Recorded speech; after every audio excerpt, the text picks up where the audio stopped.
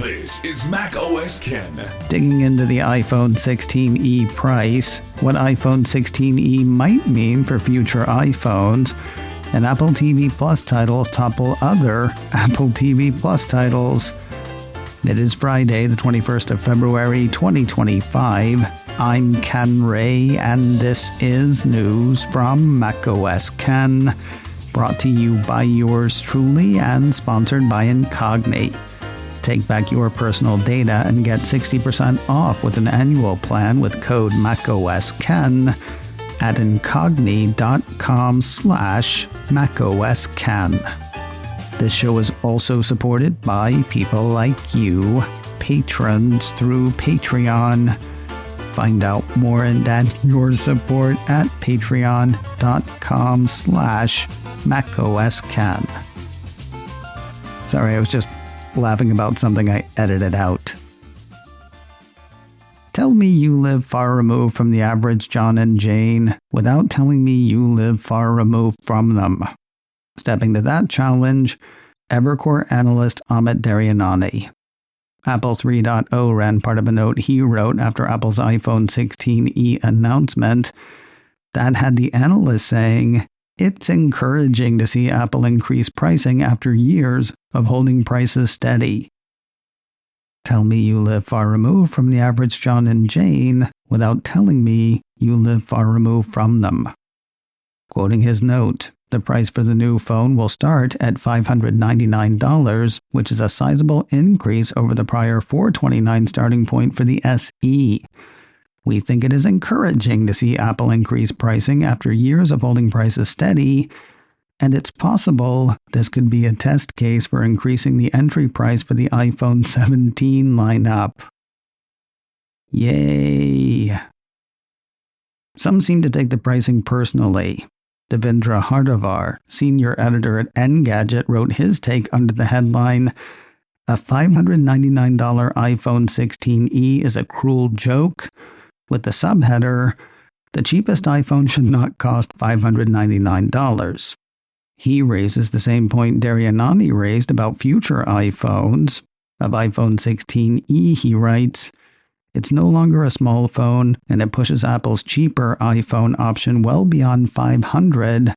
That's something we'll likely never see again, and it's potentially terrible news for future iPhone pricing as well."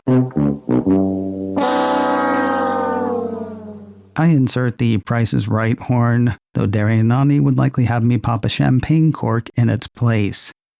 Having noted the $170 increase, and having raised the possibility of Apple raising future iPhone prices, Daryanani says the other positive in the announcement is the unveiling of the Apple C1 modem chip.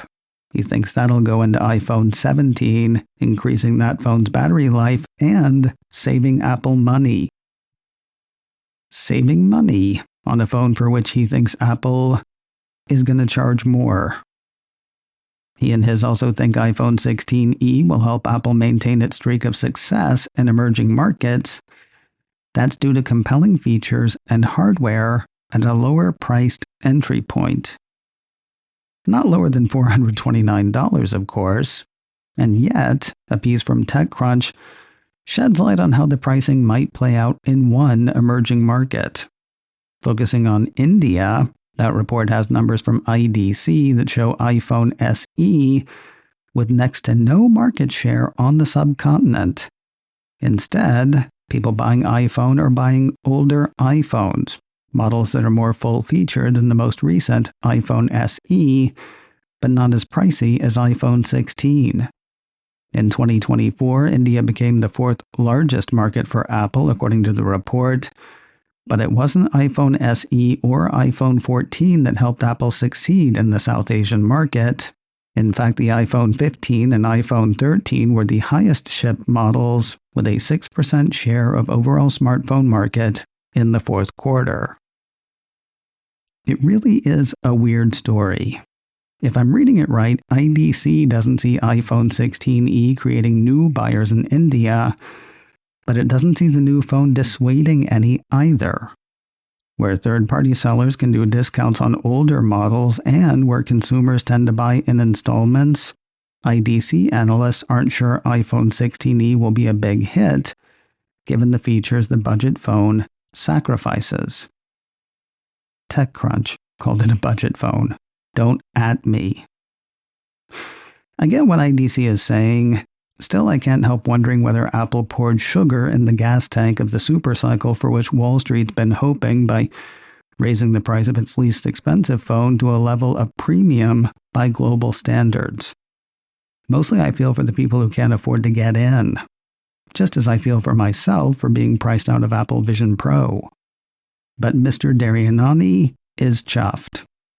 NetNet says his note, pricing and modem chip both positive from a profit and loss and technology leadership perspective. Given the higher pricing, we now think SE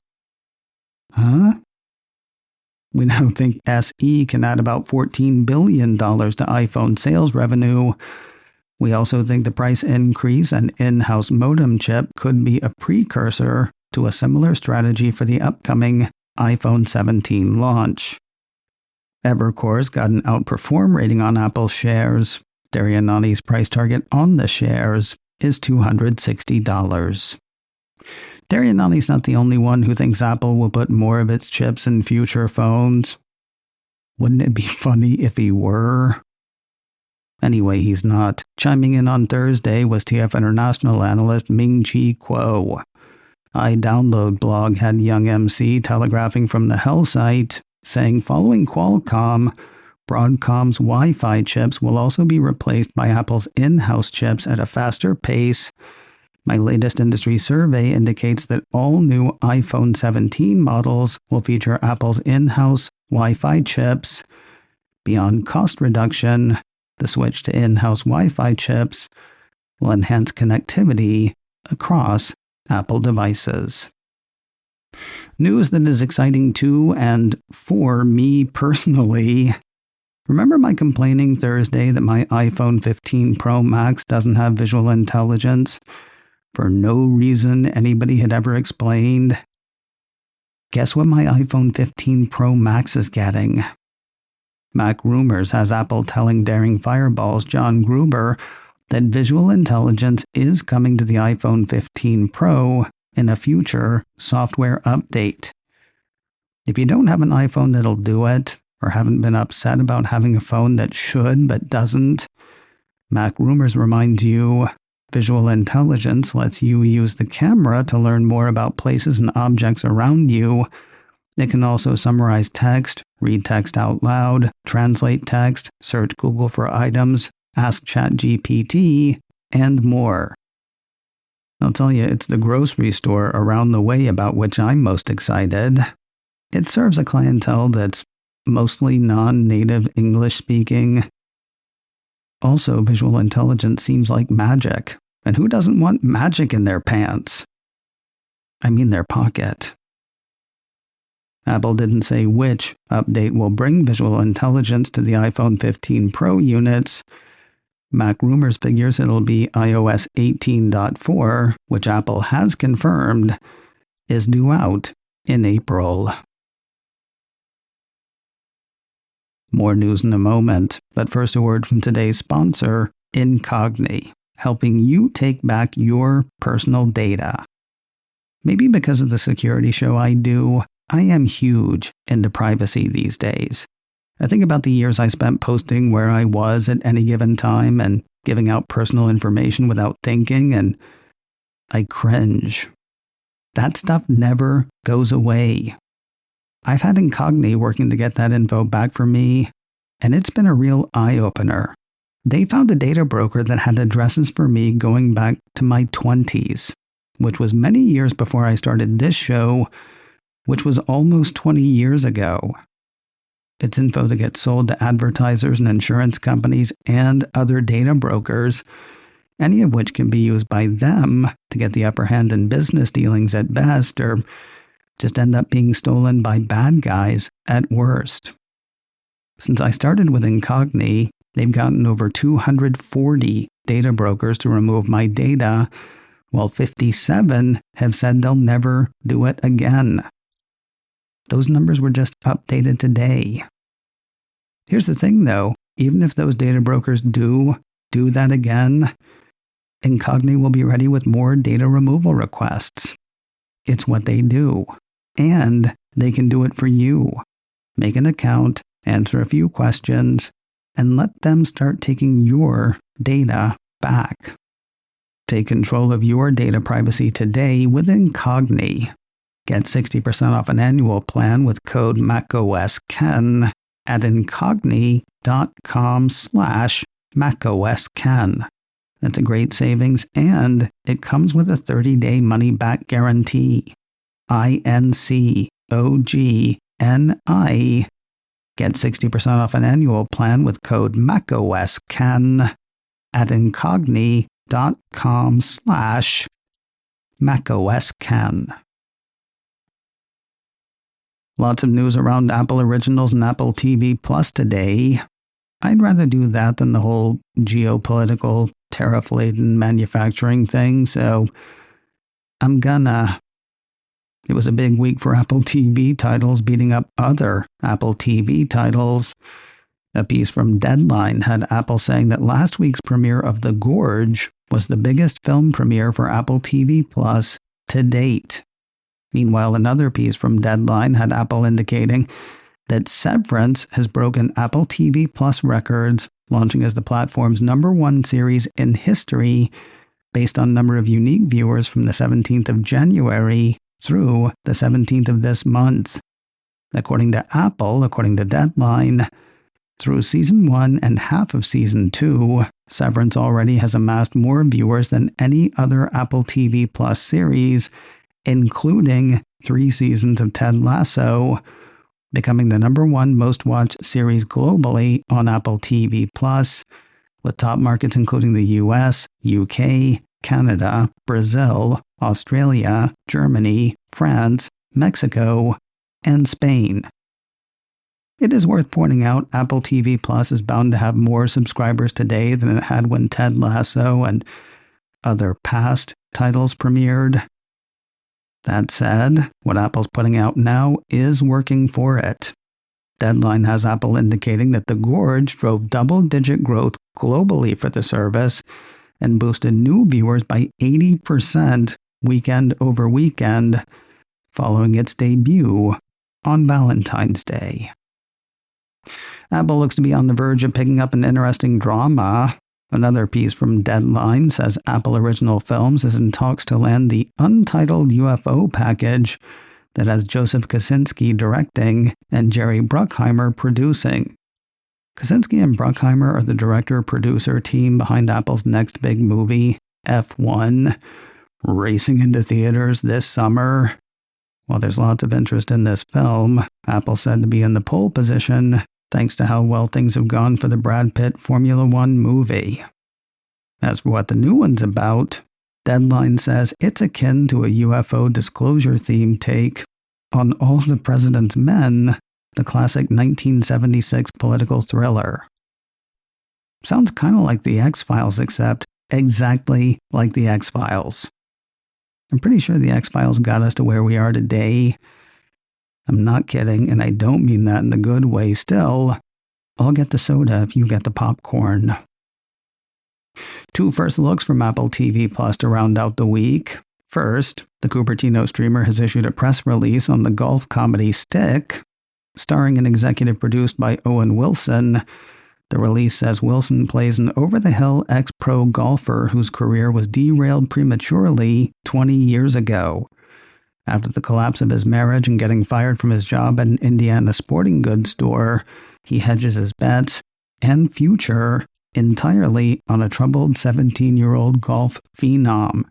Stick is a heartfelt, feel-good comedy about a found family and their relationships set within the world of golf as it has never been shown before.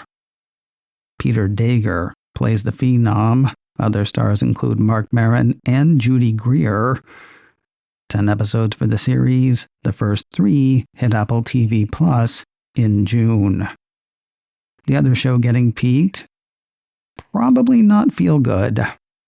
In the press release describing Murderbot, Apple TV Plus says the show is a sci-fi thriller comedy about a self-hacking security construct who is horrified by human emotion, yet drawn to its vulnerable clients. Murderbot must hide its free will and complete a dangerous assignment, when all it really wants is to be left alone to watch futuristic soap operas and figure out its place in the universe. Based on Martha Wells' best-selling Hugo and Nebula award-winning book series of the same name, Alexander Skarsgård stars in Murderbot and serves as executive producer. 10 episodes for this one. The first 2 hit Apple TV Plus in the middle of May. And finally today, 2 titles and a bunch of matches hitting Apple television offerings this weekend. On the scripted side, the second season of Surface starts today. Gugu Mbatha Raw is back as Sophie, a woman who suffered a traumatic head injury that's left her with extreme memory loss, believed to be the result of a suicide attempt. Of course, if it was that easy, it wouldn't be a show. It'd be a movie. But it's a show. All of Season 1 is available now on Apple TV+. The first episode of Season 2 is up now as well. Also hitting Apple TV Plus today, the sports documentary limited series, Onside, Major League Soccer. Wow, soccer. Can you believe it? Describing this one, Apple says, with unprecedented access to players, coaches, and clubs, this series explores the electrifying moments and captivating stories that make the 2024 season unforgettable. Of course, this weekend also sees the kickoff of the 2025 MLS season. I'm not sure what, if anything, is free on Saturday, but Sunday will see the start of Sunday Night Soccer. Think Friday Night Baseball or Monday Night Football. Any way Apple would like you to think that. While Sunday Night Soccer will not be free, it will be available to Apple TV Plus subscribers at no additional cost. This week on the checklist, brought to you by Secure Mac. Have you heard about the 70-plus newspapers across the U.S. being held for ransom? We'll talk about the cyber attack that's gripped publisher Lee Enterprises. Plus, DeepSeek is the hottest thing in AI right now, also the most dangerous from a privacy and security standpoint. We'll dig into it on checklist number 412, brought to you by Secure Mac. Find it today at securemac.com/checklist or wherever you get podcasts. macOS Ken, brought to you by me and sponsored by Incogni.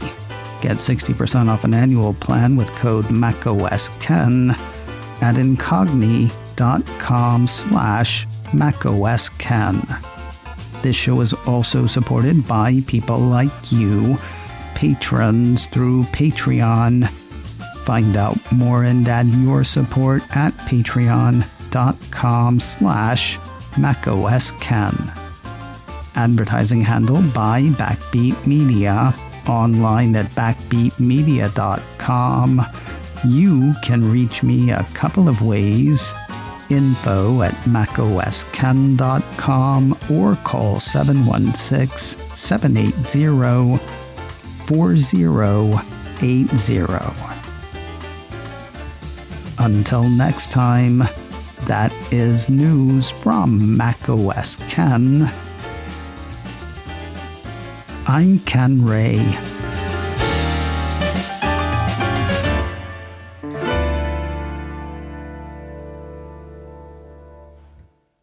Ciao.